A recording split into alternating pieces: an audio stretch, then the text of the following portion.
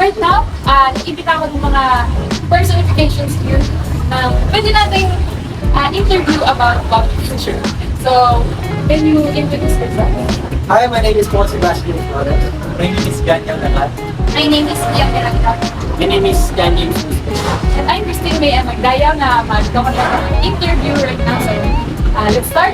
So, the first question, are you ready to answer? Ready. Hindi kayo ready. Kailangan natin kababan. Yes. Nakakain na ako eh. Naubos ko nga ako, di ba ba Okay.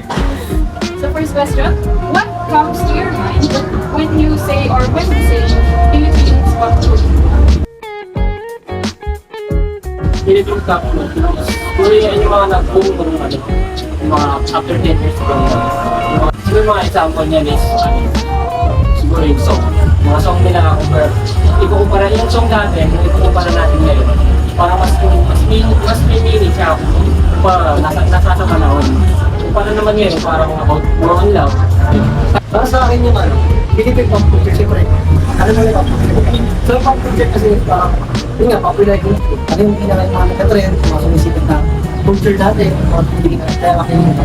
Yung pop culture kasi for me parang ano siya yung present ngayon. Kung ano yung mga nangyayari. Their interaction.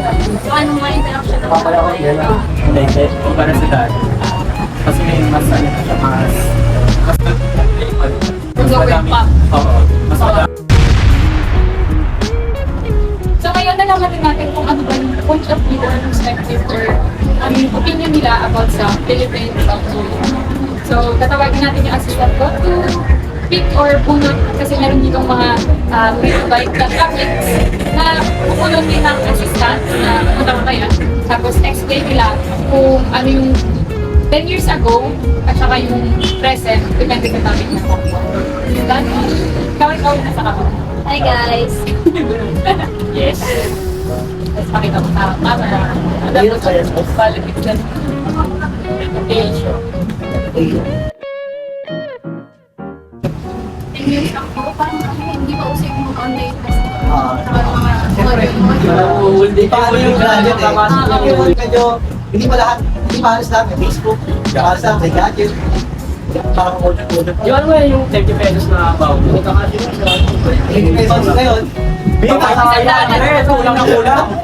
Saka ngayon, hindi na everyday may pasok na may blended learning na.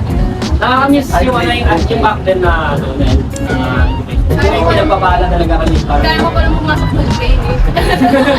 Ngayong college na ka. Pinaganda lang dati ang pag-aaral priority ng mga kasi mas importante sa kanila ang edukasyon.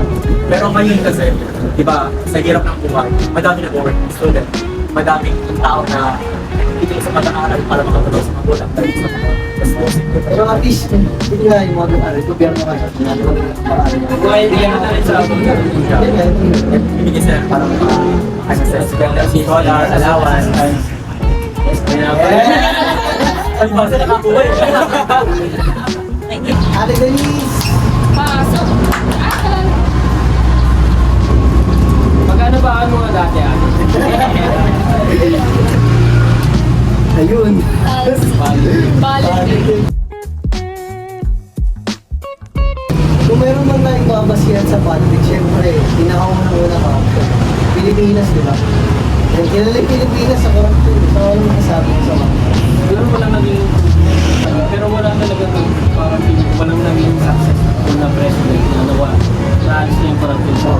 Feeling ko hindi na mawawala. Pili ko ako. Kasi, ano eh, di ba? Namutan na tayo. Tapos, mataas na ng mataas na. Pero sana hindi na yung mataas ang tataas. Oo, yun yung Kahit hindi siya mawala, kahit bumaba man lang. Oo, yun. Magkaroon man lang sila ng konsiderasyon sa Kasi mga yung tao kahit future, hindi lang. yung future lang din yung nahihirapan. Future generation. So, yung pagtaas yung ano, yung dollars, di ba? Dollars sa peso. So, magkano na yung 1 peso ngayon? Kinonvert na nila. 57. 55 na lang. Final na sila eh. Tingnan mo na lang dati, di ba? Baba lang. Dati Parang one is to one nag-release lang eh. talaga One is to one. Mapansin mo kasi kung gano'ng kahirap yung bansa pag kunyari, mababa na yung presyo ng pera. Politics pasok din naman yung campaign, di ba? Campaign. Yung campaign. Siguro ano, nag-improve lang 10 years from now. Yung campaign. Dati ano, talagang Tumog ba ng mga ano? Ngayon, gano'n. Ngayon. Mga ano, Mas ngayon, pwede mo na ilaan sa social media. Kasi more on natin yung mga tao gadgets. Technology. Tsaka pag sa social media mo nila, mas nakikita yung mga credentials. Mas nakikilala yung tao. Pero sa social media, parang ang disadvantage na is hindi lahat reliable. Hindi lahat. Kasi meron mga fake news, so Kailangan pa rin talaga Di ba? Karaniwan sa camping. Meron din corruption sa camping, di ba? Ah, Para Yun. pinaka-small. Oo, parang Yung ibibigay na lang sa taong bayan, babawasan pa ng 10 years ago, 10 years ago, ganun din eh. Possible eh. Kasi, ano eh, simula pa, importante na talaga yung pera eh. Pagdating sa pera, pag naglabas sila ng pera, marami silang mahihikaya, di ba? Pag wala kang nilalabas sa pera, wala, di ba? Kaya nga sabi nila, talo daw ng ano, ng totoong tao nababayaran.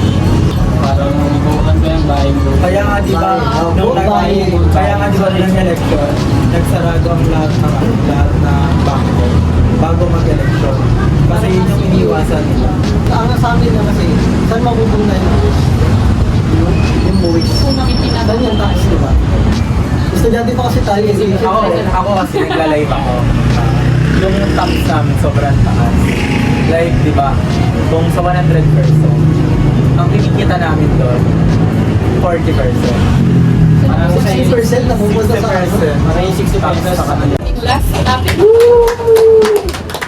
Ngayon nyo na lang siya makikita. After mo makita. Bukal ka ba? Uuwi na siya pagkatapos niya. Kasi ate, kailan ka ba? That's Lloyd. More on, ano sila before, yung mga needs talaga ng tao. Pero ngayon kasi parang more on, yung wants na lang ng mga tao, yung mga tinitinda rin. Mas naging priority naman tao yung gusto nila kaysa sa Oo, kailangan. sa needs nila. Parang nagiging needs Like, nila. parang kahit wala ka na, dahil gusto ko to, bibili lang. Ito yung Alam mo yun yung mga business din, hindi nagkakaroon, hindi umaangat yung mga business kasi mas malaki yung expenses nila. Yung expenses nila naman sa mga gusto nila, kaysa dito babalik nila yung pera sa business. Ito pala business mo yung gagasin pa rin mo. Saka ngayon, yung mga business, parang pwede kahit sino na mag-business eh. Hanggang sa may kuhunan ka lang, pwede ka lang makapag-start. Pero dati parang mahirap yung kahit at kahit ang Diba? Pwede ka na mag-reseller kahit hindi ka magbigay sa kanila. Nagkakaroon ka pa rin ng income. Ayun yung maganda ngayon. Kaya ngayon kasi, pwede ka mag-business kahit hindi ka tapos sa pag-aaral. Basta may diskarte ka, Kahit yung dito ka. skills, pwede na maging business. Yung mga artist yan, pwede nilang benta yung mga drawings nila. Business na yun. Parang ako mag-tawid. Lalo na ngayon, yung mga artist. Example nito sa Jollibee. Dati ba? Work as dyan. Oo, nag-work na ako doon. Tapos, dati siguro, ang hanap siguro nila, tao talaga.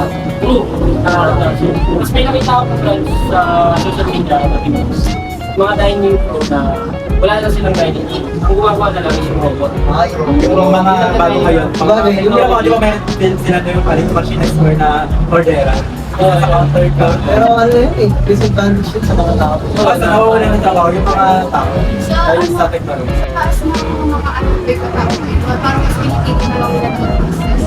Oo, yun. Kasi siguro alam ka lang nila na, ay, mag-improve yung technology sa mga way. So, ang gagawin nila, bilis na nagkasabay sasabay tayo sa akin. Kaya mas maganda kung mag-improve, simula ka ng business, sasabay tayo. Kasi masyado na tayong ano sa technology. Parang mas madali na maghanap ng trabaho kaysa dati. Di ba, pumunta ka pa Pumunta ka house to house. Meron na ngayon, ano eh, pag isang ka na ng resume, kung email yan, email, kaya isang nila ng resume. Yan, Hindi na yan, yan, yung one time. Dati alam ko wala naman talaga yun. Dati pa na. Nakasandal interview Ayun, sa ngayon. interview, ngayon. Ngayon, kailangan mo muna ng resume, tsaka pa interview. Ang team lang sa yung dati, siguro nag-average, nakakaroon ng chance magkaroon ng trabaho. Example ng sinabi ko sa mga fast food. So sa fast food guys, patagal ng patagal, tayo, nakakuha sa mga ano, Nakapalitan na tayo ng technology. napapaganda tayo ng technology. Nababawasan yung employment rate kasi na, tumataas yun.